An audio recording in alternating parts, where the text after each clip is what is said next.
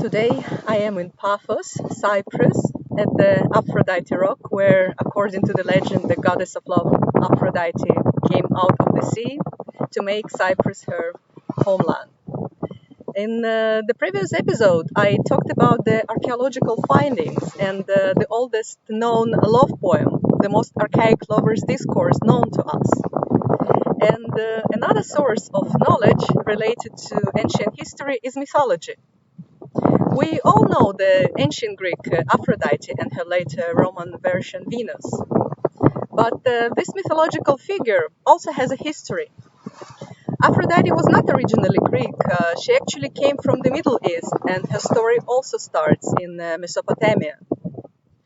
As previously mentioned, the first written love poem found was believed to have been recited at the ceremony of a sacred marriage of the king and the goddess Inanna, the early predecessor of Aphrodite. Inanna was the goddess of sex, that is, of fertility and procreation, but also of war, justice, and political power. She was initially worshipped in the Sumerian city of Uruk, at least as early as 4000 BC, and then her cult spread across all Mesopotamia, and she was later worshipped by the Akkadians, Babylonians, and Assyrians under the name Ishtar. The scholars acknowledge that the origins of this deity are not clear because she embraces several different and even contradictive spheres of influence, such as love and war together.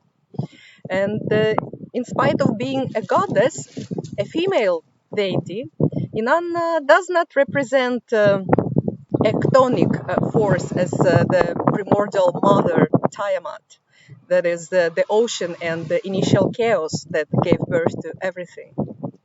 Instead, Inanna is the queen of heaven, the first one associated with the planet now known as Venus, which back then carried the name of Inanna or Ishtar, depicted as an 8-point star above the image of the goddess, and became one of her symbols. Like on the seal of the Akkadian Empire, Ishtar appears equipped with weapons on her back, has a horned helmet, is trampling on a lion held on a leash, and is accompanied by the star. So, the cult of this goddess is also closely connected with the beginning of astronomy and astrology, that is, the study of the sky. Also, being a deity of political power and war, she represented the civilized life of the city as opposed to life in the wild. The cult of Inanna or Ishtar later spread to the Middle and Near East, coming into contact with the arising Hellenic culture, where she first turned into Astarte. It's the Hellenized form of the name Ishtar. Astarte or Astoret, which is a Semitic form of the name, was worshipped in ancient Lebanon among the Canaanites and the Phoenicians. She was also celebrated in Egypt following the importation of Levantine cults there. Astarte remained the deity of fertility, sexuality, and war, and was usually depicted naked. Her symbols were the lion, the horse, the sphinx, the dove, as well as the planet Venus, otherwise known as the morning and evening star, which was represented already as pentagram, the 5-point star.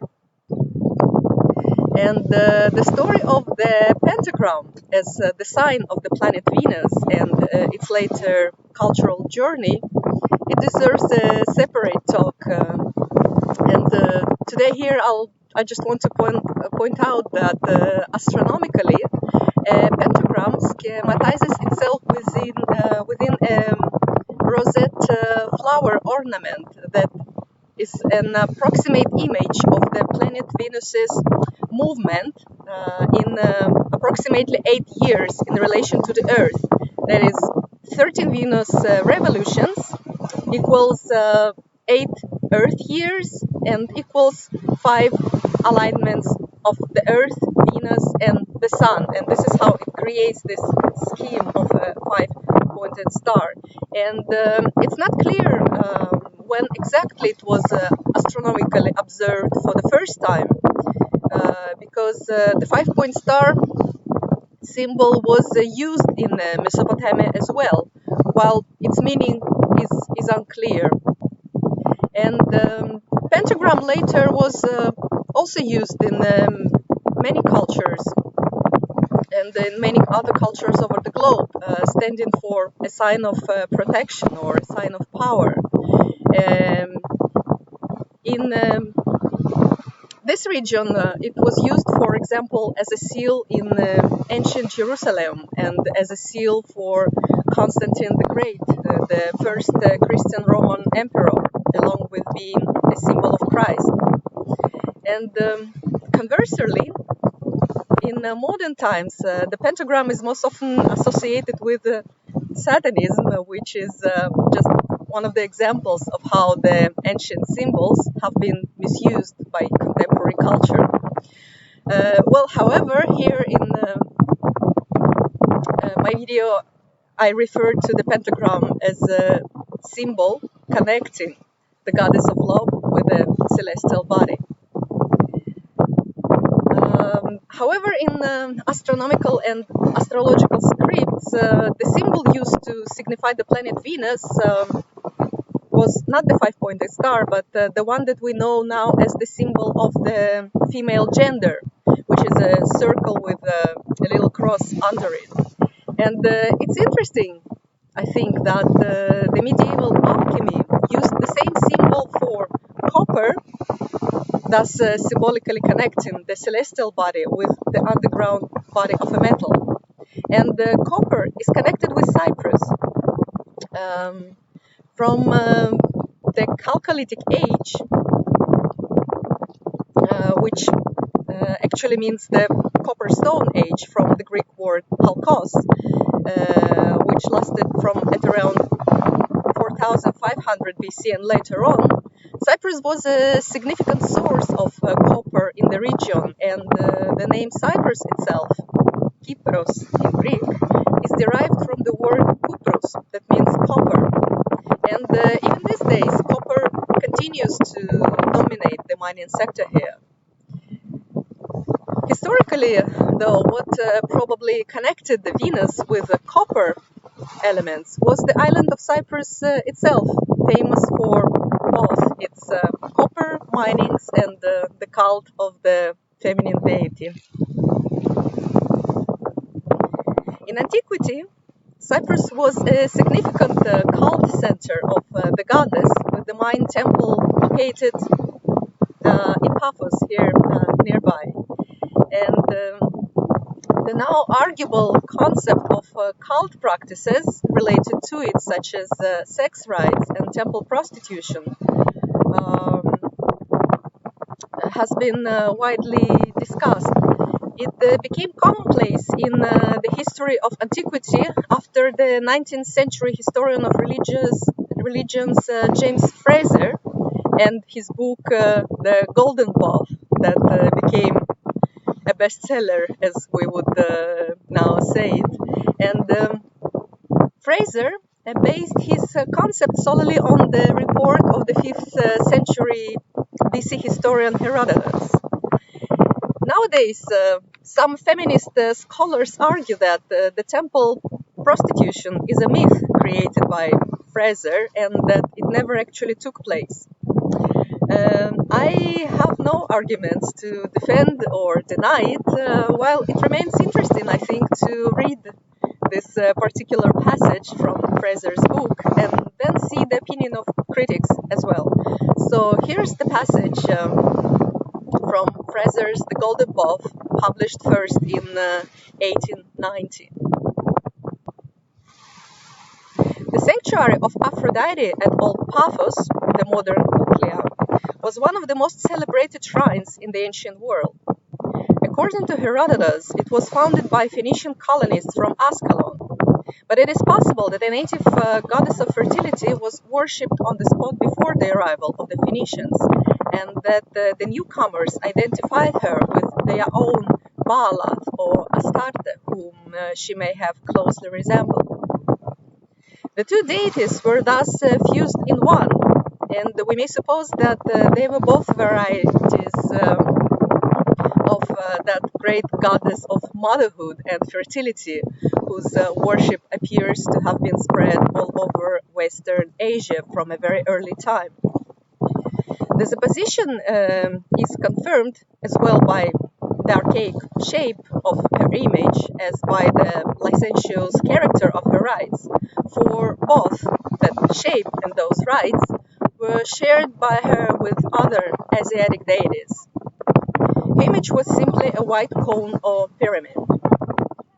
In Cyprus, it appears that before marriage, all women were formally obliged by custom to prostitute themselves to strangers at the sanctuary of the goddess, whether she went by the name of Aphrodite, Astarte, or whatnot. Similar customs prevailed in many parts of Western Asia. Whatever its motive, the practice was clearly regarded not as an orgy of lust, but as a solemn religious duty performed in the service of that great mother goddess of Western Asia, whose name varied while the type remained constant from place to place. End of quote. And nowadays, his opponent, a contemporary scholar, Stephanie Lynn Badin, declares the following. Here's a passage from her work published in 2000. Sacred prostitution never existed, but was primarily an invention of the Victorians, especially Sir James Fraser in his work The Golden Buff, based on biased classical sources, notably Herodotus. Thus, for G. Lake, the sacred prostitute who engages in sex as a magical rite in the context of some fertility cult or officiates in the rites of Inanna, Ishtar, belongs to the Golden Buff school of historical anthropology. The fullest discussion is presented by Julia Sante. The notion of Mesopotamia's sexual freedom was anachronistically based in the 19th century version of it as an exclusively male preserve. Philologists and art historians read the unmarried women attested in cuneiform as prostitutes, sacred or secular. Aside from the avant-garde, which was fast legitimizing erotica as a worthwhile academic pursuit, a number of historical authorities undoubtedly influenced scholars of the ancient Near East. End quote. This is the way. What we know for sure is that the worshipping of a female deity in Cyprus was a custom long before the arrival of the Eastern cults. In prehistoric times, the aforementioned Chalcolithic period, around 4500, 3500 BC and later on, the people of Cyprus created female figurines, now known as the idol of Paphos. And what is it? It is a figurine of a woman with her hands wide open and her knees bent as if in a semi-seated position. And it was a pose in which the women of that era would give birth. So again, it was a deity giving life, a deity of fertility. And we don't have enough information to compare it to the Mesopotamian heavenly might of Inanna. Even so, I'm very tempted to draw here some thoughts of one Ukrainian archaeologist and writer, Dokia Humena, who studied Paleolithic culture. Her words are not related directly to Cypriot or Mesopotamian deities, but related generally to the era of sacred femininity. So I'll read them here. It's a passage from her work published at around 1950. Having no idea that for the creation of new life, two cells need to merge into one, the Paleolithic people imagined all the surrounding world, all the universe, as one big female creature. By herself, she gives birth to deities who then bring order to the earth, populated with people, animals, and plants. Just like now, we are accustomed to the idea that the creative power of the universe is a man with a splendid grey bird sitting on a throne among the clouds. The same way, it was nothing outstanding for them to believe that all the natural phenomena, all elements of the sky and of the earth were feminine. It is no surprise that the central image in prehistoric times was that of a woman. The source of it is a cult of mother that later becomes a deity. She continues. Now we live in the era of barbarism, armed by technology. And this is because the woman stepped back, gave up, satisfied by gynaeceum, which is it's the part of the house reserved for females. While she had no right to do so, because she created something much more valuable than material culture. All these philosophers, composers, Edisons are nothing but pygmies digging in the dunghill in comparison to that Paleolithic witch who gave humanity the highest value, kindness. End quote. And well, we can understand this anger and the disappointment with the civilization, as we are all trapped now into dead-end governmental systems and ecological collapse. However, if we compare this prehistoric universal mother creator with the Hellenic Aphrodite, we'll see the huge distance between them. And it is believed that Hellenic culture, being primarily a phallic culture that is of masculinity and competition, domesticated the female deity, turning her from almighty queen of heaven and earth into the queen of male's heaven, the deity of erotic desire and pleasure. And this way, depicted as a seductive, beautiful woman, Aphrodite is associated now with sexual pleasure as such, and accompanied by Eros, personification of desire, as we know it, blindfolded, mindless as a child, yet cruel and merciless and wounding the hearts. And in the image of Eros, we may notice how the power is deprived from Aphrodite herself and delegated to her young male companion. Although it must be admitted that the Greek philosophy, Hellenic philosophy, paid honor to the heavenly goddess of love. Namely, in Plato's Symposium, one of the dialogues, Pausanias speaks of two separate goddesses, one Aphrodite Pandemos, that is, of all people, associated with physical desire, and the other Aphrodite Urania, the Aphrodite of heaven, associated with spiritual love and the inspiration for knowledge and wisdom. And I will say more about it in one of the next episodes. However, the later history of Aphrodite or Venus in art show her gradual transformation from that powerful deity to a mere sensual female body. And the feminists don't like it. And they consider it a degradation of the image, and this sort of resentment, it can be understood in a way, although I myself can sympathize as well with the male gaze, dreaming of the feminine as a perfect arousal for their energy, dreaming of beauty as they want it to be.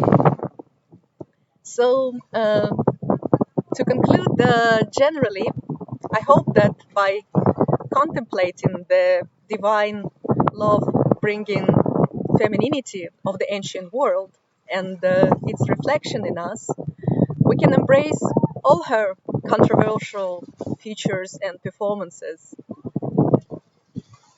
Creative power and the power of life and death circles, the celestial dream bright as the morning star, graceful tenderness, and merciless justice, the sky and the earth, heaven and hell, wisdom and contrariness, seduction and peace, passion and serenity, motherhood and eternal youth, and just anything else that we may think of, inspired by the power of the feminine.